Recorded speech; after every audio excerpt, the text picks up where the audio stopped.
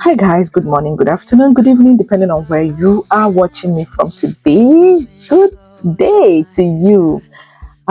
Thank you all for always being here with me. Thank you for those that have subscribed to my YouTube channel that have been here. Rock. And if you have not subscribed to the YouTube channel, please do well to subscribe to our YouTube channel. It motivates me to create content like this. So today I will be talking about the new is it policy? No, I just call it like news release on the amendment of the DLIs regulations. I'll put it that way. So, I mean, just bear in mind that these things have not been in effect yet. They are still being deliberated. They have 30 days to conclude their decision on this particular one, right? So we're going to be talking about the how it affects the international student, so and how it affects the school as well. So there are two parts to this particular issue. So it's going to be affecting the schools in some ways, and it's going to be affecting the international students in some ways, depending on if you don't do what you're supposed to do. So gone are those days where you just do what you want to do and sit down, relax, and everything is okay. So now they are trying to say that as an international student who has been given a visa, a study permit to study in Canada, you are no longer going to just do anyhow you want to do. You are not understanding me. I mean, if you have been given visa, you have been approved, given a study permit to come and study in Canada for XYZ DLI. So let me elaborate more on the DLI. So DLI is designated learning institution, kind of number. All of them have this number. They have this registration number. Now, what the IRCC is trying to say in this particular topic is that if you are a student that have been given a study permit to study in this A school, that is where you're going to study. And if you choose to change, I mean, they're not saying that you cannot change, right? If you choose to change, there are procedures to that, and that is what we're going to be getting into. The school also have now a part to play. It means that a school now have a duty to report to the immigration about your studies, about your enrollment. They have to be giving this report, telling them that, look, this person, yes, is, giving like, it's like a report. So reporting back to them, on your study process. So it means you have to be doing well. Guys, stay tuned. I'm going to open up everything. What you need to know about international students, which is you, and what you need to know about the school that you want to apply. Like some people that are trying to apply and they have not applied yet, because this is going to be causing, the consequences are going to be huge on both a student and the DLI. So if you want to find out what are these news, what are these changes, what are these implementations that we're talking about, stay tuned to the end of this video. I'm going to take you directly to the website. I will show you, and I'm going to also leave a link of the whole gazette in the description box of this video, so you can also read, and I don't have to bore you too much with a lot of talk. So stay tuned, and let's get right into it. Okay, thank you. Okay guys, so welcome back guys. First of all, let's look at the issues that we're talking about. So like I said, as an international student, so for example, when I came here as an international student, I came for a particular school which the IRCC has in their database that this is the school that this person is going to. Now at some point I changed my school. I did not even notify IRCC. So now what he's saying is that now you can't do that. You can't try that thing. That thing that I did and scaled through. I mean, there are some small things that we did as students those days, a few years back. There were things I did that I got away with. You can't try those things again. In this particular thing I'm going to review to you. So you need to make sure that you are staying up to date on these things, especially international students and aspiring international students that are trying to come to Canada. So you need to really make sure you understand all these things so you don't run into trouble. So what they are saying is that those kind of things that we were able to do those days and got away with it, it is no longer going to be tolerated. So as an international student, first of all, you need to register and remain in that school that you got an admission. Say for example, you have said that Sentinel College has given you admission and this is the school you're going to be going to. That school, that is where you're going to remain until you finish. And if you decide to change, it means that you have to submit a brand new, a separate application, like you are going to do like another application completely and submit to IRCC. It's no longer when you just have to go on the GCK account and just click change my DLI and put the number and everything is fine. Or you don't even bother to change, you don't even bother to inform them.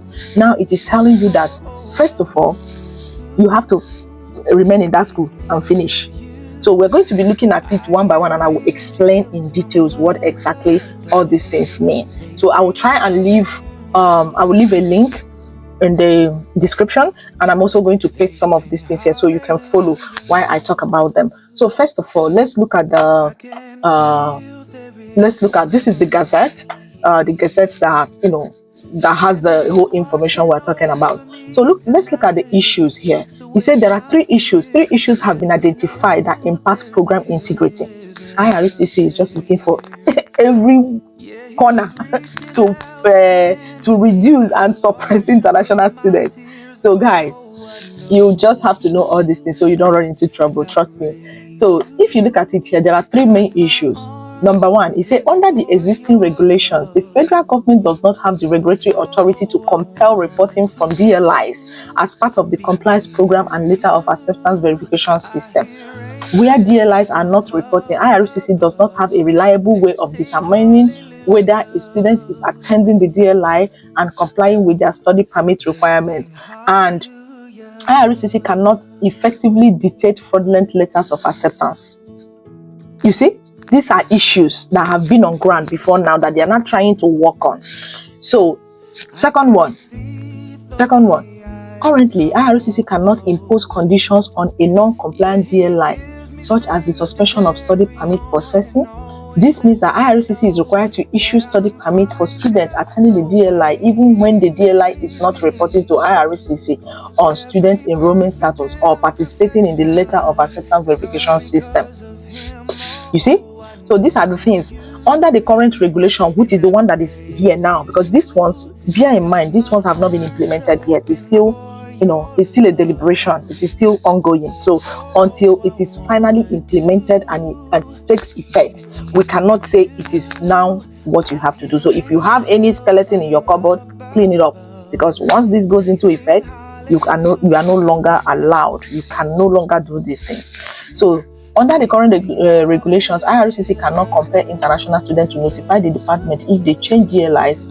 As a result, IRCC is unable, in many cases, to confirm student attendance and study permit compliance when a student changes DLIs. When students move between institutions without notification, this risks circumventing the study permit cap, which has a negative effect on DLIs.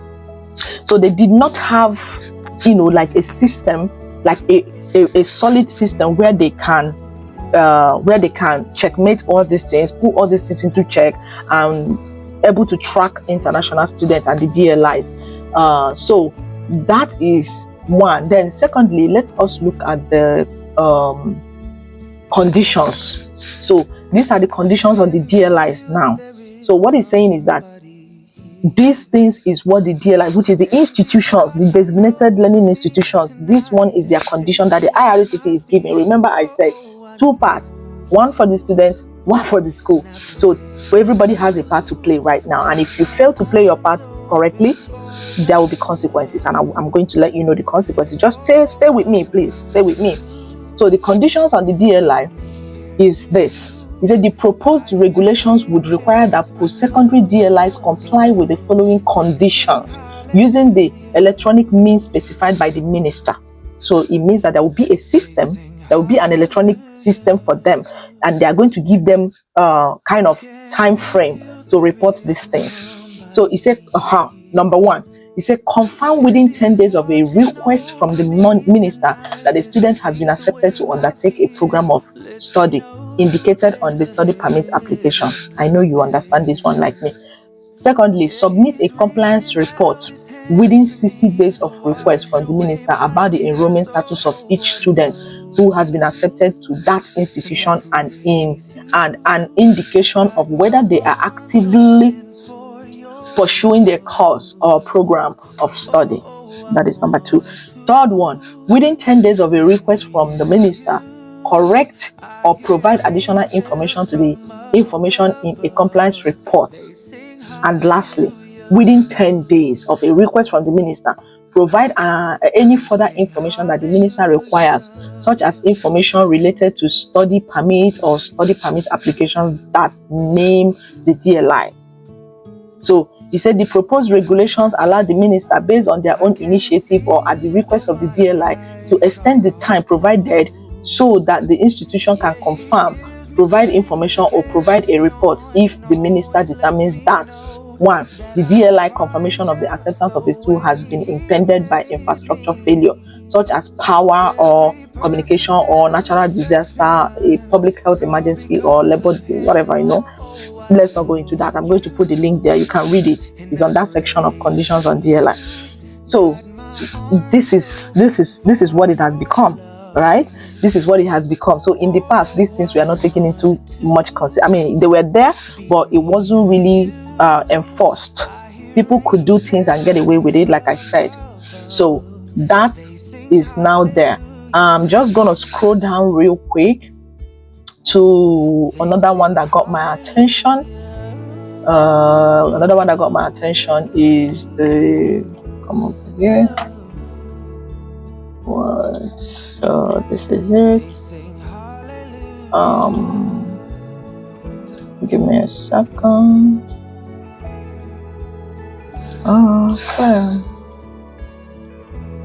Okay, so let's look at the objectives. So if you have that, you can open to the objective. So what are they trying to achieve? What are they trying to say? So the main objective of the proposed amendment is to provide IRCC with the appropriate tools to ensure that study permits are issued to those who will be attending genuine DLIs that comply with both federal and provincial requirements, and to verify that students are complying with their study permit conditions. Additionally, IRCC requires the proper means to take action against DLIs who fail to comply with the proposed regulation. So, you see what I'm trying to say? To also wrap it up, they say the proposed amendments also seek to allow international students to work 4 additional hours off campus, raising the maximum to 24 hours per week to help offset the cost of living in Canada. So, before now, it used to be 20 hours. Even during my own time, international students were allowed to work 20 hours per week, off campus. Now they are saying that they are now able to add additional 4 hours. Remember, these things have not taken effect yet, but they're still deliberating on it. Once it goes into effect, this is what it is. So 4 additional hours will be added to their work. Okay, so they will now have 24 hours. If you do more than that, you will face issues. So this is the objective. Then under the conditions on the DLI, we have already talked about that one, right? They have to submit this report. So let me go to another one, the suspension list and period. So like I said, there are consequences to anybody that does not do what they are supposed to do. So in determining whether a DLI is to be placed on suspension list and the penalty period, I don't want to go into reading all these things, just not to make the video so lengthy. Like I said, the link, I will leave it in the description box. Just scroll down to the description, click on the link so you can follow on what I'm saying. So before they do that, they cannot just place the schools under suspension, right? Maybe because of one person or something. They're going to look into the school. They're going to take a lot of stuff into consideration, and they will look into the schools and see if they have been complying, or not. And if they've not been complying, that school is going to be placed under suspension. And the proposed regulation would allow a non-compliant DLI to remain on the suspension list for a maximum period of 2 consecutive months, which is 1 whole year. Now, this is where you're an aspiring international student comes in. If you are planning to apply for study permit, you have to check. These are the things you have to check. So for instance, let's say a school has been put on a suspension list and you go ahead to apply to that school and you finally get approved. Maybe you get the admission to study in that school. If you apply for your visa, it will be refused. They don't come closer. I said, if you are planning to apply for a school, do your research. Do your due diligence. People have to now be taking responsibility of their actions or of their whatever process. So if you want to apply to any school in Canada, you have to do your due diligence, research about that school, make sure that school is not placed on a suspension list, then go ahead. Because if you don't do your due diligence and you go ahead to apply to that particular school and is on a suspension list, your visa will be refused. It will be denied. IRCC will return it back to you, back to sender. So these are the things you have to look out for, because they are going to be taking this seriously once it goes into effect. So, and now it's telling us that the proposed regulation would require that. So during that period, during the period that a DLI is on the suspension list, any application for a study permit that names the DLI be returned to the applicant without being processed, along with all supporting documents. And anyway, they are even fair. So they are fair. So it means that they will return your application to you, give you back your fee to go and do the right thing, to go and do the needful. So there is not like, okay, fine. It's not to be rejected, as in your money is gone. It's going to be returned. That's the appropriate word. So it's going to be returned to you, and your money will be given back to you. The application fee, anyways, will be not the admission, not any money you've paid to the school. That is between you and the school. So what this one is saying, like the application fee, the visa application fee will be returned back to you. So don't waste your time. You know what I mean? Don't waste your time. So that is that about the school. And then the proposed amendment will require that a study permit holder in Canada who received a letter of acceptance to attend a DLI other than one indicated on their study permit and who wishes to switch DLIs submit an application for a new study permit before the start date for the new program of study. The proposed regulation would allow the student to attend the new DLI without a valid study permit until a decision is made on the application, as long as the student remains in Canada and complies with all other conditions of the study permit. I'm going to explain this part. So what this part is saying is this. I think I had already talked about it. So let's say you have applied to, you are already in school.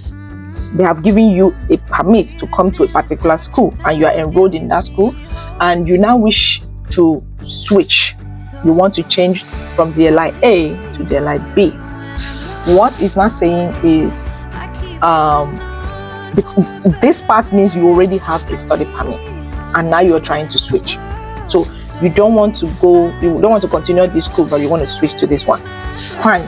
What he's saying is that you have to submit a complete application for that particular DLI, that particular school, that new designated institution.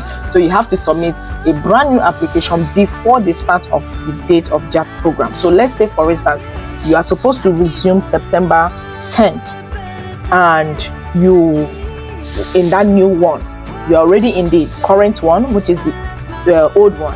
So you now wish to switch to the other one, the B.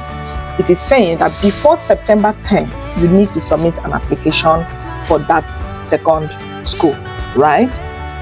Now, it is also going to allow you, because you are already in an existing permit. Let's say you hold that permit, right? It's still valid. You can still go to that school. Say this proposed regulation would allow the student to attend a new DLI, so you can still switch to that second DLI, no problem. In as much as you have remained in, you have to be in Canada. You've been studying and you have complied with all other rules all this while. You've not violated, because they're going to check. For instance, let's say they say you have to work 24 hours and you're working 40 hours. If you submit this new application, remember you have 1/4 minor flight, so you have to comply. You have come into Canada January this to resume your school in January 20th, and you did not resume your school, and the school did not report you, and you have an existing work study permit, and you've not attended the school. Yes, you have a valid study permit. That is a violation. That is also a violation. So you want to avoid all these things. Stay clean. Then when you switch, it will be a smooth ride. You can still go to that school, but you have to submit a brand new application. Okay, so without taking so much of our time, so consequences for not applying with the conditions.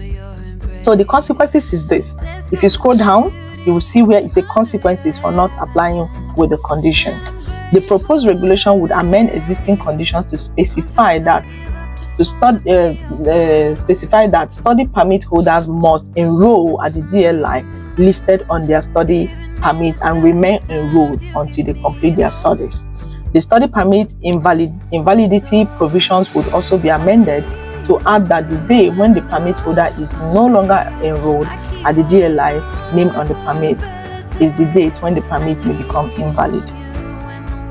It is straightforward, right? So if you have been enrolled in a particular DLI and you've been given a permit to study in that particular institution, you have to remain there and complete it. You can't get away. You can't get out of it. So you have to remain there. Okay, you have to remain in that particular one. So I mean, that is pretty much it. So if you fail, and like I said, off-campus work hours, the proposed regulations would increase. Remember, it's not in effect yet. It's still under review. So it is going to be from 20 hours per week to 24 hours per week. That's what they're saying there. So do well to read about all these things. It's very, very important, especially for someone that wants to embark on this journey, or you're already in this journey. This is for you, my international student, my fellow international student. This is what it's saying. Okay, so without wasting much of your time, guys, this is what the new rule is going to be like. So plan yourself very well, do your due diligence, make your research. Do not apply to schools that are, when the thing takes effect, do not apply to schools that are on suspension list. And if you have been given a study permit to study in a particular designated learning institution, make sure you attend that school to avoid issues at the long run.